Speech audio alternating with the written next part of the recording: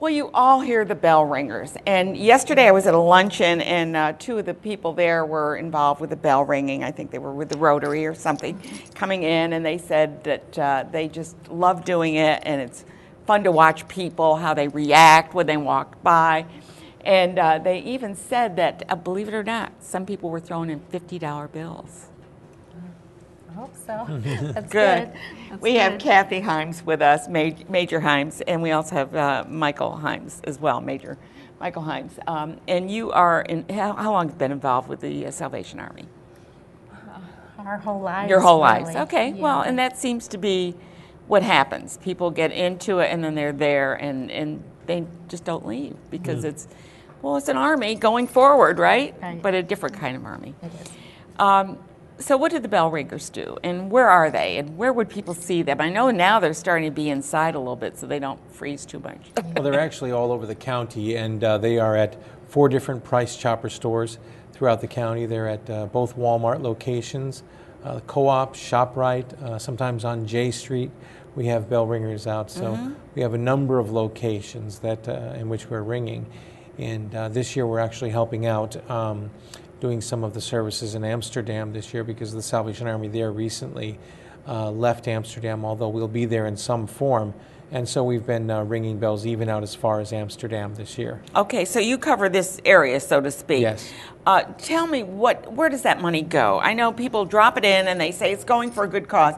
Where is it going, and what are you doing with I it? think a lot of people think that just helps people at Christmas time, but it doesn't.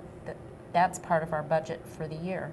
So the funds that we raise at Christmas time, because this is our big fundraiser, that is budgeted through the year to help people, yes, at Christmas time with toys and food, but also through the year as they still need food. We do a feeding program at our center. We have a shelter here in Schenectady. And you have services every Sunday, Services every Sunday. Yeah. So it's even visits to nursing homes so that we can give gifts to the patients Oh, there. that's nice, yeah. So again, this is a once-a-year fundraiser, but it's you for also the help full with year. the homelessness, is that correct? Yes. And Michael, how do you address Well, that? largely the homeless that we help are specifically women and children. We do not handle a shelter for men as of yet.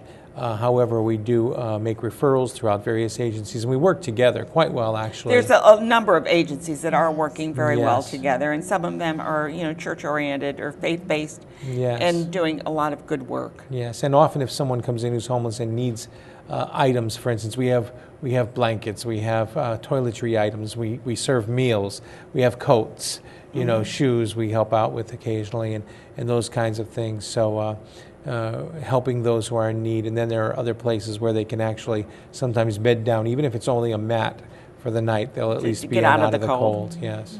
And the other thing is you have, we see the Salvation Army stores, which I absolutely love because there's so many great bargains that you can get there. And I know that when you mentioned you have coats, I'm sure that a lot of coats are donated. Some you sell, but perhaps some you recycle. How does that work? And when the money comes into the stores, is it used for your purposes, or do you buy more things, or what? Well, first let me say that if anybody is in need of clothing, we give clothing vouchers to the stores so that someone would take a voucher to the store and find what it is they want and get that item without paying for it. I see. The idea is that at the stores, So they're shopping. They're all sorted by size and so forth. And so if you need a coat, if you need a pair of pants, you know right where to go. You see your size, you get it. You have a voucher, you have it. The items that are sold, the funds from those items go directly into our Adult Rehabilitation Center. That's over in Albany. On Clinton in Albany, and it serves the entire area. I am always referring people there, young men, and specifically for men right now, although when it's a woman who's in need, we send her off to one of our area locations, Syracuse, for instance. But this program helps those who are dealing with substance abuse. And so all the proceeds go to that program, housing, feeding, therapy programs for the men who are involved with that. That's a big undertaking. Yes. To do, and it's so needed.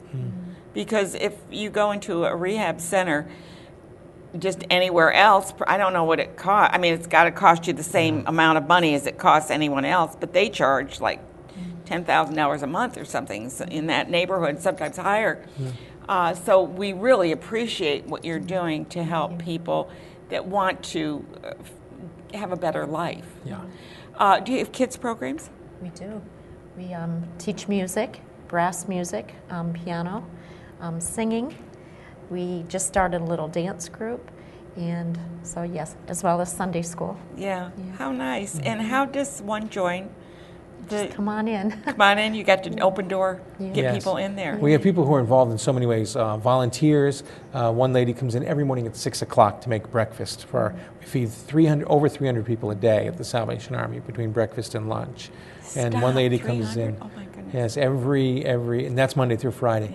Yeah. A lady comes in at 6 o'clock every day, and she's in her 70s, I believe, and but is there like clockwork. So we have those folks. We have people who are on our advisory board, who are business people around town, Rotary Club members, doctors, lawyers, Indian chiefs, who come in and help us out with our as an advisory person for the Salvation Army. And then we have members who come and who wear a uniform and who are part of our army of, Right. sharing love and so forth. A lot of our kids come from very difficult areas in town. They get picked up on a bus.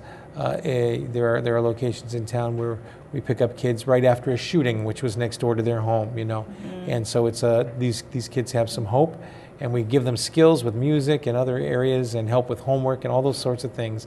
Build some self-esteem, and it's a Very, great very opportunity. important. One of my very small experiences with Salvation Army was when I lived in Kansas, and a tornado hit Topeka, and I had friends living there, and they said that incredibly the Salvation Army was there immediately, and the Red Cross still had not shown up because they were doing their whatever it needed to be done to go through the red tape to Yes. get there, whereas the Salvation Army was, apparently you talked to each other. Yes, fortunately, we have people local no matter where you go. Yeah. For instance, I was at 9/11 on 9/11 at Ground Zero, and we had a truck which was there within 15 minutes of the. That's what of they the were first- saying with the tornado that hit in Kansas.